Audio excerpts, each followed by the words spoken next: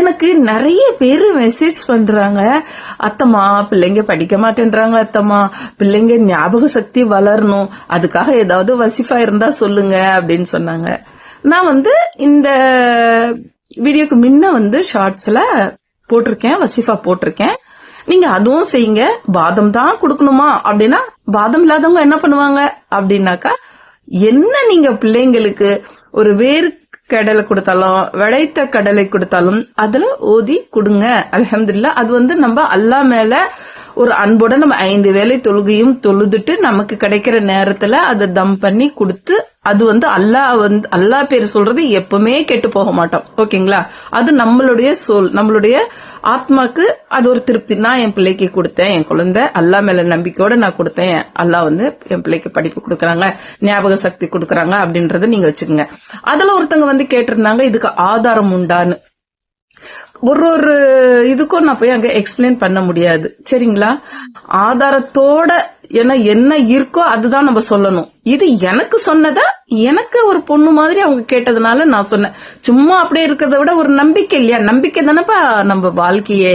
ஓகேவா? சரி, ஓகே, அந்த ஷார்ட்ஸ் இதெல்லாம் விட்டுருவோம். இப்போ நான் உங்களுக்கு எனக்கு தெரிஞ்ச விஷயம் சொல்றேன். இப்போ உங்களுக்கு நிறைய துணி துவைச்சு போட்டிருக்கீங்க, அது மடிக்கணும், பிள்ளைங்களுக்கு பாடம் சொல்லி தரணும். என்ன அந்த நேரத்துல நீங்க என்ன பண்ணுவீங்க? பாத்திரம் நிறைய இருக்கு, பாத்திரம் விளக்கணும். நீங்க என்ன பண்ணுவீங்க? பிள்ளைங்க ஸ்கூல்ல இருந்து வந்துட்டாங்க, அவங்களுக்கு ஹோம்ஒர்க் டைம். என்ன பண்ணுவீங்க? ஃபர்ஸ்ட் எதை சூஸ் பண்ணுவீங்க சொல்லுங்க? ஃபர்ஸ்ட் நீங்க எதை சூஸ் பண்ணணும்னா, உங்க பிள்ளைங்கள் படிப்பை தான் சூஸ் பண்ணணும். அப்புறமா தான் பாத்திரம் கழுவுறதோ, சாமான் அதான் துணி மடிக்கிறதோ, அதெல்லாம் அப்புறமா. பிள்ளைகள் வர்றதுக்கு முன்ன நீங்க என்ன பண்ணணும்? அந்த வேலைங்கெல்லாம் முடிச்சிட்டு பிள்ளைங்க பக்கத்துல உட்காந்துருங்க. இந்த போன்ல ஹவு டு என்ன சொல்றது, இப்பதான் இந்த கூகுள் வந்துருச்சு, எப்படி படிக்க வைக்கிறது, என்ன பண்றது, ஏது பண்றது, இந்த சமையல் சமைக்கலாமா, அந்த சமையல் சமைக்கலாமா அப்படின்னு நீங்க பாத்துக்கிட்டு இருக்கிறதுக்கு பதிலா, உங்க பிள்ளைகள் நீங்க படிக்கணும்னு நினைச்சீங்கன்னா ஆயிரக்கணக்கா ரூபாய் செலவு பண்ணி நீங்க ஸ்கூலுக்கு அனுப்புறதும், அங்க இருந்து பிள்ளைகள் வந்தோன்னா மறுபடியும் ஒரு 500-600 ரூபாய் போட்டு நீங்க போய் டியூஷன்ல வண்டியில கொண்டு போய் விட்டுட்டு, அப்படா போய் விட்டுட்டு வந்துட்டு என் பிள்ளை ஹோம்ஒர்க் எழுதிரும் அப்படின்னு உட்காந்தீங்கன்னா ஆகாது.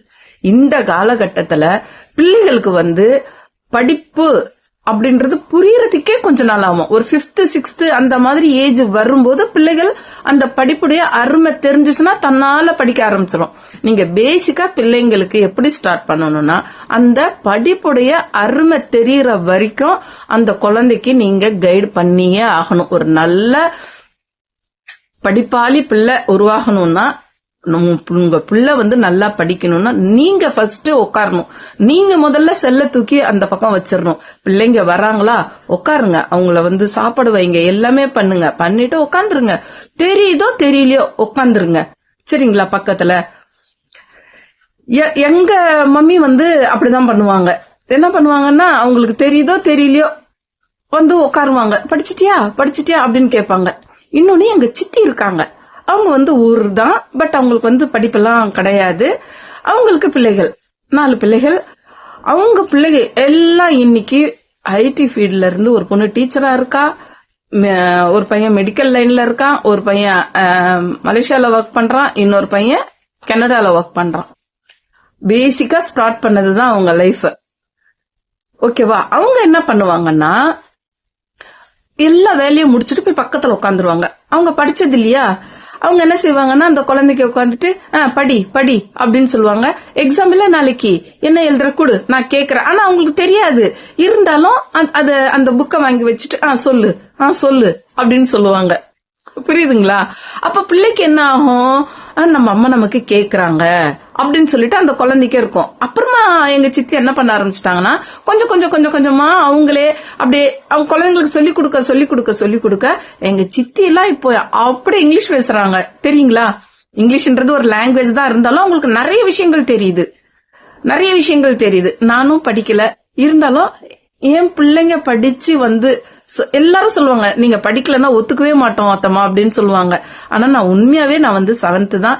எல்லாமே என் பிள்ளைகள் படிக்கும் போது நானும் கூட சேர்ந்து கொஞ்சம் இது பண்ணதுனாலதான் இங்கிலீஷோடைய நாலேஜ் எனக்கு கொஞ்சம் வந்துச்சு. என் பிள்ளைங்க பேசுறது, என் பிள்ளைங்க பண்றது. அந்த மாதிரி படிக்காத பேரண்ட்ஸ், நாங்க படிக்கவே இல்லப்பா, நாங்க என்ன பண்றதுன்னு நினைக்கிறவங்களும் கூட உட்காந்து நீங்க படிச்சீங்கன்னா நீங்களும் கத்துக்கலாம். உங்க பிள்ளையும் யோசனை பண்ணும், நம்ம அம்மா நம்மள பாக்குறாங்க அப்படின்னு இருக்கும். நீங்க டியூஷன்ல கொண்டு போய் விட்டுடுறீங்க. அந்த குழந்தை வந்து ஒரு 50 பசங்களை வச்சுட்டு அவங்க டியூஷன் எடுக்கிறாங்க. அவங்க மேல சொல்ல முடியாது இல்லையா? அவங்களும் ஒரு இடத்துல வேலை செஞ்சுட்டு வந்து நம்ம பிள்ளைங்களுக்கு நம்ம பாக்குற மாதிரி ரொம்ப கஷ்டம் இல்லைங்களா? ஸ்கூல்ல பாத்துப்பாங்க, ஆனா டியூஷன்ல நல்லா யோசனை பண்ணி பாருங்க. நம்ம பிள்ளைங்க படிக்கல அப்படின்னு சொல்லிட்டு நம்ம அங்க இங்க தாயத்து கட்டிக்கிட்டு இதை பண்ணிட்டு அதை பண்ணிக்கிட்டு இருக்கிறத விட நம்ம டைம் இந்த நேரத்துலதான் உட்காரணும். உட்கார்ந்து நீங்க உங்க வீட்டுக்காருக்கும் சொல்லி புரிய வைக்கணும். ஏன்னா அவங்களுக்கும் வேலைக்கு போவாங்க வருவாங்க, அவங்களாலயும் முடியாது இல்லையா? அப்படி முடியற மாதிரி இருக்கிற ஆம்பளை பிள்ளைங்க கண்டிப்பா உங்க பிள்ளைங்கள உட்கார வச்சு படிக்க வைங்க. அதுக்காக படிப்பு படிப்பு படிப்புன்னு இருக்காதீங்க. எங்கேயாவது வெளில கூப்பிட்டு போனீங்கனாலும் நீங்க இதை முடிச்சிட்டீங்கன்னா நாங்க இதை பண்றோம், அதை முடிச்சிட்டோம்னா அதை பண்றோம் அப்படிங்க சொல்றத பிள்ளைங்களுக்கு இதுதான் படிப்பு, இத படிச்சனா நீ இப்படி இருப்ப அப்படின்றத மட்டும் உங்க பிள்ளைங்களுக்கு புரிய வச்சிருங்க. நீங்களும் இந்த போனுங்க எல்லாம் கொஞ்சம் அவாய்ட் பண்ணிட்டு அதுக்குண்டான நேரத்தை கொஞ்சம் வச்சுட்டு மீதி குழந்தைங்க வீட்டுக்கு வந்துட்டாங்கன்னா முக்காவாசி ஒரு 80% அவங்க கிட்டே கொடுங்க. நீங்க போனை எடுத்து வச்சிருங்க. அப்ப ஆட்டோமேட்டிக்கா குழந்தைங்க போன் வச்சிருவாங்க. சரிங்களா? ரொம்ப பேசிட்டேன்னா ஓகே. உங்களுக்கு பிடிச்சிருந்துச்சுன்னா இன்னொருத்தவங்களுக்கும் ஷேர் பண்ணுங்க. அல்லாஹ் ஹாஃபிஸ். உங்களுக்கு இன்னும் வேற ஏதாவது டவுட்னா கேளுங்க, எனக்கு தெரிஞ்சதை நான் கண்டிப்பா சொல்றேன். அல்லாஹ் ஹாஃபிஸ்.